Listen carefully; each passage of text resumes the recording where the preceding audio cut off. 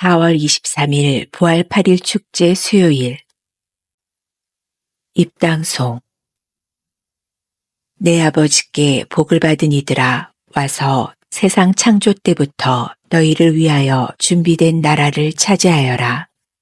알렐루야. 제1독서 내가 가진 것을 당신에게 주겠습니다. 예수님의 이름으로 말합니다. 일어나 걸으시오. 사도행전 3장 1절에서 10절의 말씀입니다. 그 무렵 베드로와 요한이 오후 3시 기도 시간에 성전으로 올라가는데 모태에서부터 불구자였던 사람 하나가 들려왔다. 성전에 들어가는 이들에게 자선을 청할 수 있도록 사람들이 그를 날마다 아름다운 문이라고 하는 성전문 곁에 들어다 놓았던 것이다. 그가 성전에 들어가려는 베드로와 요한을 보고 자선을 청하였다.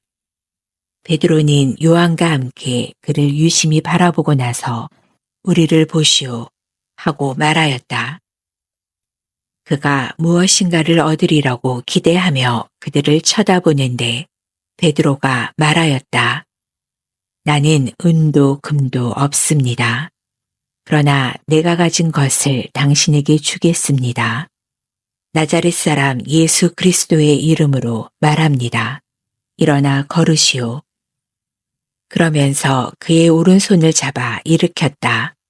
그러자 그가 즉시 발과 발목이 튼튼해져서 벌떡 일어나 걸었다.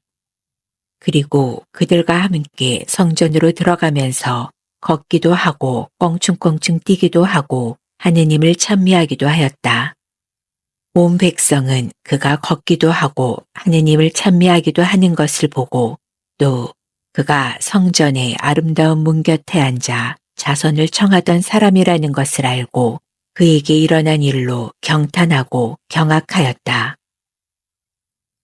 주님의 말씀입니다. 하느님 감사합니다. 화답송 주님을 찾는 마음은 기뻐하여라. 주님을 찬송하여라. 그 이름 높이 불러라. 그분 업적 민족들에게 알려라. 그분께 노래하여라. 찬미 노래 불러라. 그 모든 기적 이야기하여라. 주님을 찾는 마음은 기뻐하여라. 거룩하신 그 이름 자랑하여라. 주님을 찾는 마음은 기뻐하여라. 주님과 그 권능을 구하여라.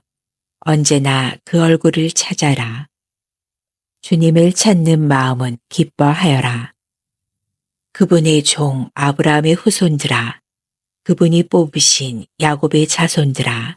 그분은 주 우리 하느님. 그분의 판결이 온 세상에 미치네. 주님을 찾는 마음은 기뻐하여라. 영영하신 말씀 천대에 이르도록 당신의 계약 영원히 기억하시니 아브라함과 맺으신 계약이며 이삭에게 내리신 맹세라네. 주님을 찾는 마음은 기뻐하여라. 복음 한호송 알렐루야. 이날은 주님이 마련하신 날, 이날을 기뻐하며 즐거워하세. 알렐루야.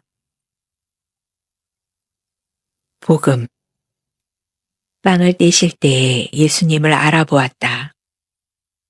루카가 전한 거룩한 복음 24장 13절에서 35절입니다.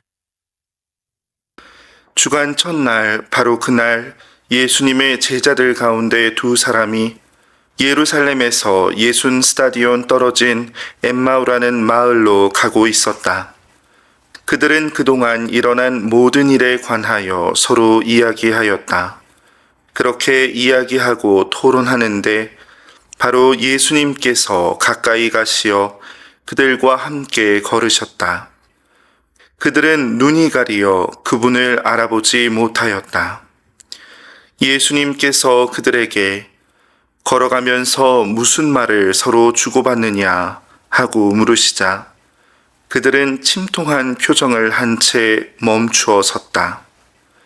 그들 가운데 한 사람, 클레오파스라는 이가 예수님께 예루살렘에 머물렀으면서 이 며칠 동안 그곳에서 일어난 일을 혼자만 모른다는 말입니까? 하고 말하였다. 예수님께서 무슨 일이냐 하시자 그들이 그분께 말하였다. 나자렛 사람 예수님에 관한 일입니다. 그분은 하느님과 온 백성 앞에서 행동과 말씀에 힘이 있는 예언자셨습니다. 그런데 우리의 수석 사제들과 지도자들이 그분을 넘겨 사형 선고를 받아 십자가에 못 박히시게 하였습니다. 우리는 그분이야말로 이스라엘을 해방하실 분이라고 기대하였습니다. 그 일이 일어난 지도 벌써 사흘째가 됩니다. 그런데 우리 가운데 몇몇 여자가 우리를 깜짝 놀라게 하였습니다. 그들이 새벽에 무덤으로 갔다가 그분의 시신을 찾지 못하고 돌아와서 하는 말이 천사들의 발현까지 보았는데 그분께서 살아계시다고 천사들이 일러주더랍니다. 그래서 우리 동료 몇 사람이 무덤에 가서 보니 그 여자들이 말한 그대로였고 그분은 보지 못하였습니다. 그때에 예수님께서 그들에게 이르셨다. 아, 어리석은 자들아! 예언자들이 말한 모든 것을 믿는 데에 마음이 어찌 이리 굼뜨냐. 그리스도는 그러한 고난을 겪고서 자기의 영광 속에 들어가야 하는 것이 아니냐. 그리고 이어서 모세와 모든 예언자로부터 시작하여 성경 전체에 걸쳐 당신에 관한 기록들을 그들에게 설명해 주셨다. 그들이 찾아가던 마을에 가까이 이르렀을 때 예수님께서는 더 멀리 가려고 하시는 듯 하였다. 그러자 그들은 저희와 함께 묵으십시오. 저녁 때가 되어가고 날도 이미 저물었습니다 하며 그분을 붙들었다. 그래서 예수님께서는 그들과 함께 묵으시려고 그 집에 들어가셨다. 그들과 함께 식탁에 앉으셨을 때 예수님께서는 빵을 들고 찬미를 드리신 다음 그것을 떼어 그들에게 나누어 주셨다. 그러자 그들의 눈이 열려 예수님을 알아보았다. 그러나 그분께서는 그들에게서 사라지셨다. 그들은 서로 말하였다. 길에서 우리에게 말씀하실 때나 성경을 풀이해 주실 때 속에서 우리 마음이 타오르지 않았던가. 그들이 곧바로 일어나 예루살렘으로 돌아가 보니 11 제자와 동료들이 모여 정녕 주님께서 되살아나시어 시몬에게 나타나셨다 하고 말하고 있었다. 그들도 길에서 겪은 일과 빵을 떼실 때에 그분을 알아보게 된 일을 이야기해 주었다. 주님의 말씀입니다. 그리스도님 찬미합니다.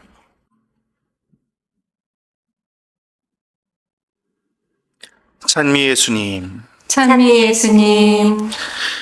오늘 우리는 부활 8일 축제 수요일을 보내고 있습니다.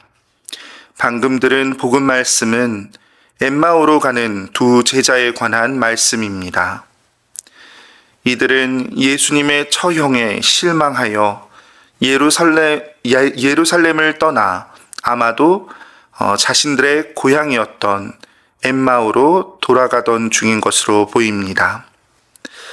그런데 그들은 그 고향으로 가는 여정에서 예수님을 만나고 그분의 말씀으로 마음이 뜨거워지고 마침내 그분과 함께하는 식탁에서 그분께서 빵을 떼어 나누어 주실 때 그분이 생명의 빵이신 주님이시라는 것을 알아봅니다.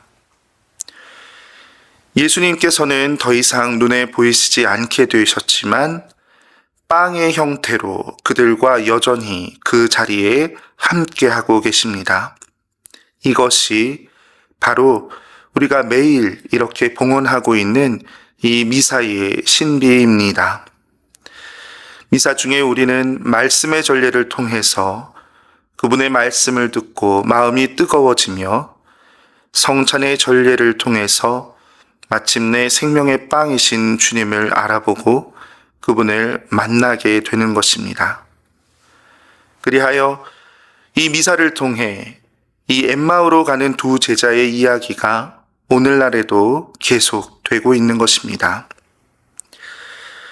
제 기억에 언젠가 프란치스코 교황님께서 이 복음 단락을 설명하시며 하셨다는 이야기가 떠오릅니다. 이 이야기 속에서 예수님께서는 예루살렘을 떠나 엠마오로 향하는 제자들의 발걸음을 억지로 돌리시지 않고 계십니다. 오히려 예수님은 그들이 가는 길을 끝까지 동행하시고 그들이 청하는 대로 그들 집에 들어가십니다. 그런데 바로 그 식탁의 자리에서 예수님을 알아보게 된 제자들은 그제서야 그 예수님을 통해서 마음을 돌리게 되고 예루살렘으로 다시 향하게 되는 것입니다. 루카복음에서 예루살렘은 예수님의 순환과 부활의 장소로서 복음 선포가 시작되는 출발지입니다. 예수님을 만난 제자들은 바로 이 기쁜 소식을 전하기 위하여 예루살렘으로 나아갔다는 것입니다. 예수님은 이렇게 우리의 마음을 움직이시는 분이십니다. 우리는 늘 이런 예수님을 만나고 그분을 닮아가야 할 것입니다. 돌아가신 프란치스코 교황님께서도 예수님을 닮아 복음의 기쁨, 찬미받으소서와 같은 주옥 같은 교황 문헌을 통해 늘 우리의 마음을 움직여 주셨지요. 그런 교황님을 내려주신 하느님 아버지께 감사와 찬미 영광을 드리면서 우리도 교황님처럼 예수님을 닮아 엠마오로 가던 그 두 제자들처럼 기쁜 소식을 전하기 위하여 예루살렘으로 돌아가는 발걸음을 떼기를 간절히 기도합니다.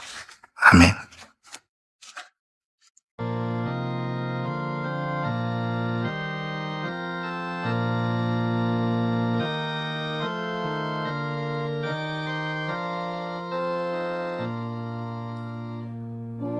오소서 주 예수여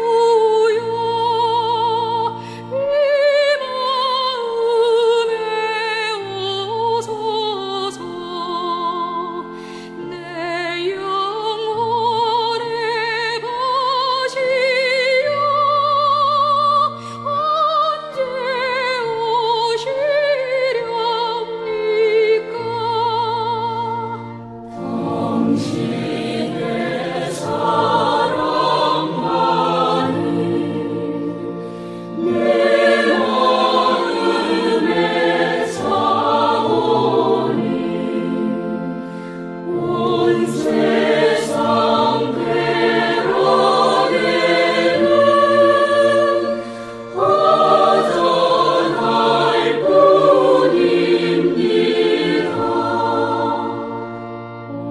오소서 주 예수여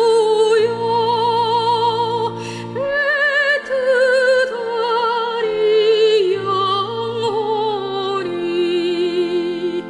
몸과 맘같이 오면 끝없이